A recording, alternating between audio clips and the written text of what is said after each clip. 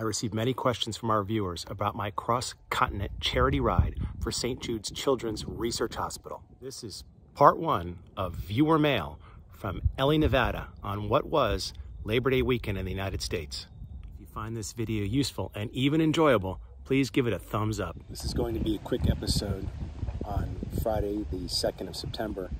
I'm calling it viewer mail. So Liz Regal asked, have I eaten anything or drank anything new and exciting? And I've got to say, no. When my friend Bruce Beckwar was with me for the first 1/3 of the trip, he was much better at cuisine than I was, mixing stuff up with vegetables and fresh fruit, and I hate cooking, and I find myself gravitating towards ready-made meals. I just went shopping. Let me just show you a quick picture of what I got for today, and then I'll explain it.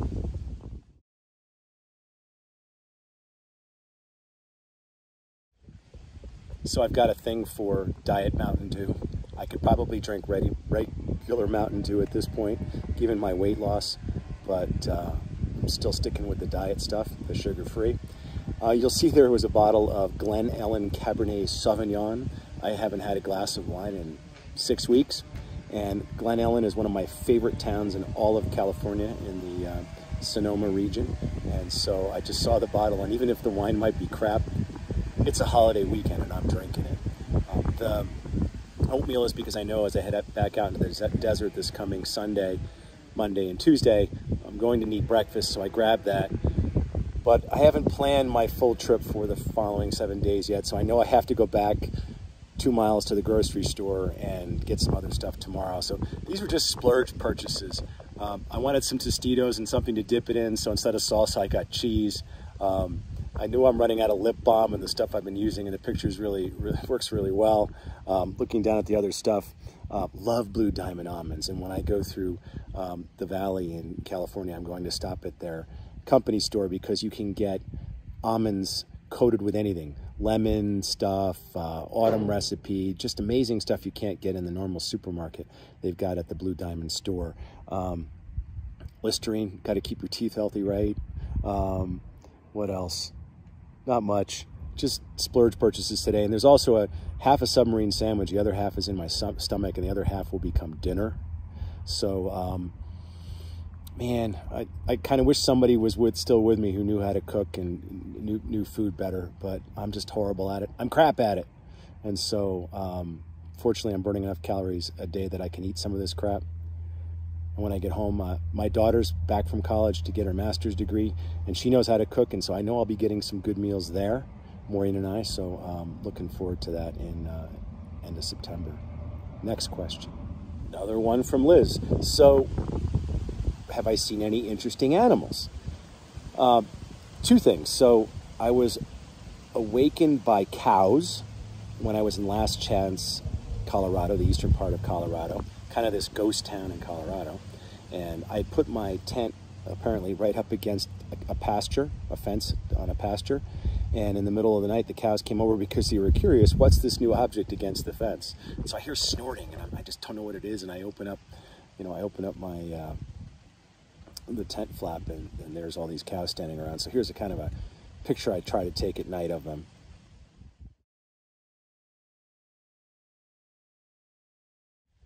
And of course, another ghost town. I got to Cisco, Utah, and I was awakened, I believe, in the middle of the night by a pronghorn. Some people say that a pronghorn is a kind of antelope. Apparently it's not, but it is the fastest land animal in the Western Hemisphere. So I guess is it the jaguar or the cheetah that's the fastest in the world? But this animal is the fastest in the Americas, or in the Western Hemisphere. Here's a pronghorn. Good morning. Hey, are you what I heard at 4 o'clock in the morning? Pronghorn? I might add that I was keeping a mental list in my head of the roadkill by state. Just interesting what was predominantly the dead animal on the road. Kind of morose, but when you're riding that space, that 18 inches between the white line and the end of the end of the road, you see a lot of dead stuff on the side of the road. So I can remember in Michigan it was birds, and I guess we rode through an area with a lot of wetlands and a lot of birds, and they must be flying across the road and flying into the windshields of cars. And so, unfortunately, a lot of birds. Over much of the country, I expected to see deer, but it's really been raccoons, dead raccoons, and the occasional opossum. I did see a dead red fox yesterday in Nevada. And I saw a skeleton on the side of the road that looked almost human, and it caused me to stay there for about 10 minutes and study it. I almost thought about taking a picture and sending it to my friend John Bell and saying, could you identify this animal for me? Anyway, enough of the gross. So, next question. Is it true that they have no bugs in the West? I'm going to call bullshit on that. There's different kinds of bugs. There's absolutely bugs here. The flies are driving me insane. From Illinois, the Midwest, through here to Nevada, there are more flies. On my next trip, and I'm not taking another one of these, but I would take a fly swatter. I'm sick of them. Today I am covered in insect repellent to try to keep the flies off of me. Why are they on me? Not because I'm dirty. I've had a shower today. It's because I'm the only source of water in miles. So they come over to drink any amount of sweat that comes off of you. Oh, and by the way, why do I keep wearing this stupid thing around my neck, even though I've got a golf shirt on today?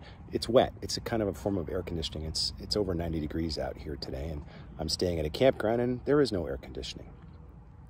Oh, and how about fire ants, right? Tons of fire ants. They build these little volcanoes in the ground, and you can see them off in the distance. There's other ones.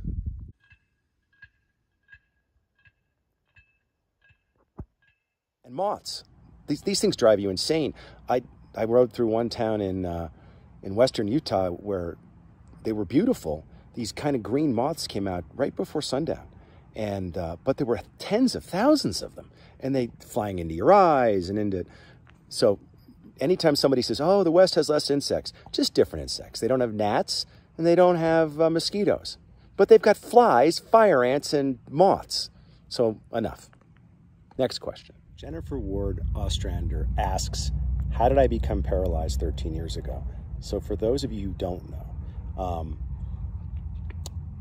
it was a congenital defect. It was going to happen. I'd had back pain quite a bit of my early life. I don't have it anymore, thank you. But I think what started to kick the episode off was that we were taking a family vacation.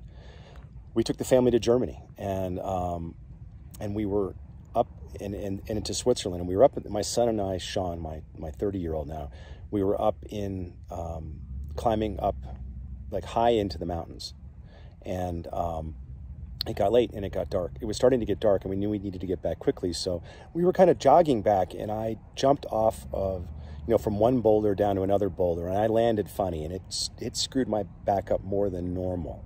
And for the next month, it was really bothering me. I went on that was in August. And then in September of that year, I went on a scout camping trip, and it was not feeling right. And I got home from the camping trip. I had my laptop computer in my lap doing some, work on a Sunday evening. And and the computer was kind of stuck. The power cable was stuck. So I just twisted sideways in my chair to pull more cable, and the disc in my back burst. And it hurt more and more, to the point where it hurt more than anything else in life. And we called the doctor, and we called the chiropractor, and they're both like, you've had back problems before. It's Sunday. Come in on Monday and see one of us. And I woke up on Tuesday or on Monday morning.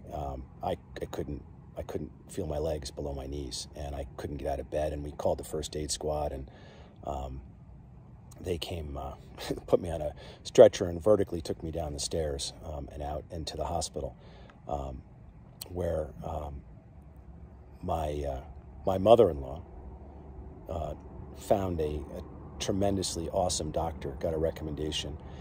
And I had an operation, which, I wasn't supposed to necessarily have a good outcome from, but I got mostly better, with the exception of, I spent months, I was in a wheelchair. I moved to a walker. I moved to, $2,400 carbon fiber leg braces and forearm crutches. And, but, I got most of it back, with the exception of partially paralyzed left ankle. It doesn't, that doesn't work well, and some problems in my right hip.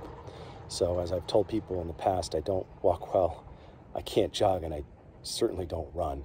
But I took up biking, and that's how this whole thing got started, because I shot my mouth off to my kids and said, you know, if I can get better, I'm going to bike to California.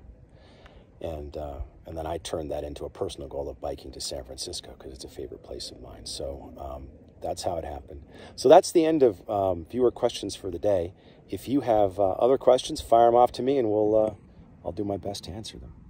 Have a great, for those of you in the States, have a great Labor Day weekend. And to everyone else, until we meet again.